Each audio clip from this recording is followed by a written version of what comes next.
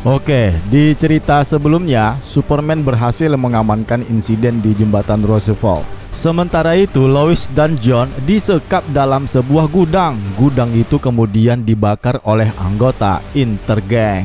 Saat-saat yang panik seperti itu, Superman sedang sibuk-sibuknya membereskan insiden yang ada di jembatan. Sementara Lois akhirnya menyadari bahwa anaknya memiliki kekuatan super yang berhasil selamat dari penyekapan mereka. Sementara itu, Chamber, sang detektif, berhasil menemui astronot pesawat Excalibur. Sebelum menjelaskan kemunculannya kembali selama berhari-hari, tiba-tiba seorang wanita yang bernama Hiatis mengklaim bahwa dia datang bertemu kepada mereka hanya untuk mengambil batu Oblivion Stone yang bersama Dr. Henshaw. Nah, bagaimana cerita ini selanjutnya? Inilah ulasan cerita video komik Superman Lois and Clark bagian yang ke-7. Semoga kalian masih menyukai cerita ini. Yeah.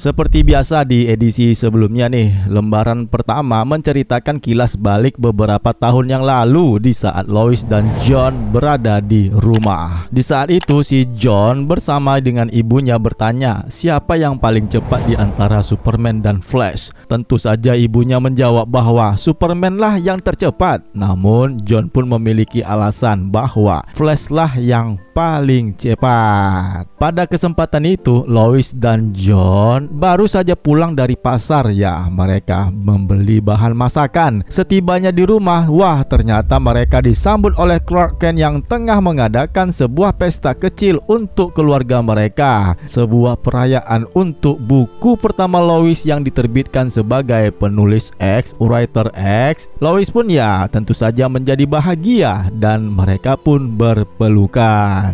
John asik bermain dengan action figure Superman dan The Flash. Di saat itu Clark dan Lois bertanya-tanya nih, apakah John akan mendapatkan kekuatan super yang diturunkan oleh si Clark Kent. Namun apapun yang terjadi pada saat ini ya, John akan selalu menjadi Superboy kecil untuk mereka. Nah, di saat inilah Lois dan John tengah dikurung sebuah tempat yang terbakar dengan api yang membara. Dan berkat kekuatan John yang baru saja dapat diketahui ini, mereka ya tentu saja melarikan diri. John memberitahu ibunya bahwa jilatan api itu tidak dapat melukainya. Setelah mereka berhasil keluar dari tempat rahasia yang membuat mereka itu hampir terbakar, tiba-tiba mereka ya didatangi kembali oleh beberapa kelompok preman Intergang. Sementara itu, ternyata Superman masih saja melayani BlackRock yang ada di jembatan Roosevelt. Superman menahan serangan BlackRock dan dengan mudah akhirnya dia dapat merobek baju besi lawannya itu. Dengan keadaan yang ketakutan, BlackRock menjelaskan bahwa dia hanya merobohkan jembatan sebagai bagian dari program TV yang diselenggarakan oleh Badass Nation. Dengan keadaan yang kecewa, tentu saja apa yang dilakukan si BlackRock dapat membahayakan orang-orang yang ada di sana, termasuk ya para kru TV yang menyelenggarakan acara TV tersebut. Yang kemudian Superman pun menghancurkan peralatan rekaman kru kamera. Tentu saja nih reporter Trish Riddick dan kameramennya menjadi sangat menyesal atas insiden ini, sedangkan Superman pergi untuk menyelamatkan Lois dan John. Di sisi lain dunia, beralih kita nih ke tempatnya si Hiatis yang telah menyerang fasilitas pemerintah tempat Henshaw ditahan. Di mana Hiatis ini menginginkan si Henshaw ini memberinya Oblivion Stone yang ada sama dengannya. Si Chamber berusaha menyerangnya dengan melepaskan tembakan pistolnya. Tapi ternyata Hiatis mempan dengan peluru yang dilepaskan ke arahnya itu, yang kemudian membuat si Hiatis membunuh Chamber. Sedangkan Dr. Henshaw dengan pasrah, dia menyerahkan batu Oblivion Stone yang diincar Hiatis selama ini. Ya, hanya saja Oblivion Stone yang ada pada Henshaw hanya sebagiannya saja. Kembali kita ke Lois dan John yang dikelilingi oleh beberapa penjahat intergang. Akhirnya Superman pun tiba tepat pada waktunya. Superman dengan kemampuan supernya itu berhasil melucuti senjata para pria intergang, dan secepat kilat dia membawa Lois dan John terbang ke udara agar mereka bisa pulang ke rumah. Sementara preman intergang terperangkap dalam ledakan api yang terbakar.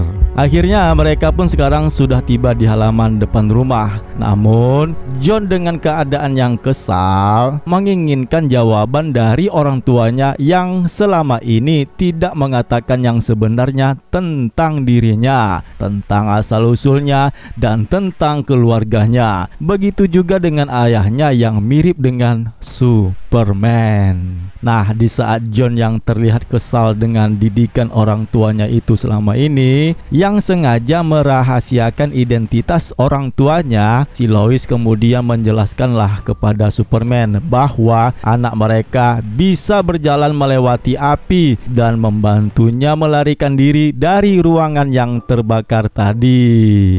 Begitu juga dengan si John, dia bertanya kepada Superman bahwa Superman itu adalah ayahnya. Ini tentu saja membuat Superman ya menjadi sulitlah untuk menjawabnya. John pun menjadi kesal kenapa kedua orang tuanya tidak menjelaskannya. Pada titik inilah akhirnya Superman dan Lois memberitahu John akan kebenarannya, menjelaskan kepada anaknya itu bahwa sebenarnya mereka berasal dari alam semesta alternatif, sebuah alam semesta yang berbeda dari apa yang mereka tempati sekarang. Namun dikarenakan alam semesta universe mereka itu hilang, dan saat inilah bumi ini adalah sebagai tempat dan rumah mereka. Lois juga menjelaskan kepada John tentang berita di halaman utama Daily Planet tentang Superman, bahwa itu adalah Superman dari dunia yang mereka tempati ini. John bertanya mengapa mereka berbohong tentang asal-usul mereka, yang kemudian Superman pun menjelaskan bahwa mereka hanya ingin melindungi anaknya, sementara ibunya juga tetap terlindungi sebagai penulis dengan identitas rahasia yang dikenal penulis X. Mereka juga menjelaskan bahwa mereka tidak tahu apakah John akan memiliki kekuatan super seperti yang dimiliki ayahnya.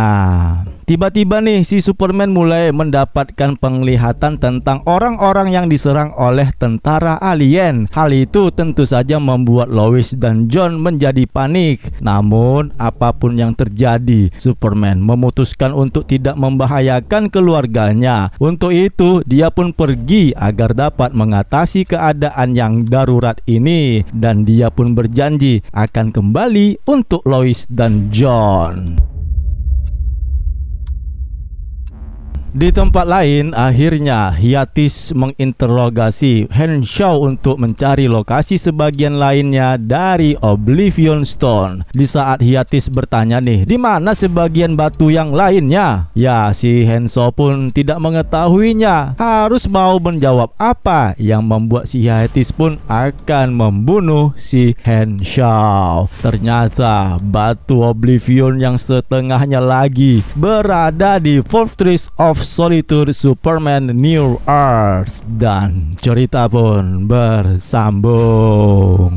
Jadi nih tinggal satu edisi lagi nih cerita Superman, Lois and Clark sebelum memasuki era DC Rabbids ini. Bagaimana cerita ini akan berakhir? Bagaimana petualangan Superman New Earth pada saat akhir-akhir pertemuannya dengan Superman Prime Earth? Ya, ikuti terus cerita komik ini.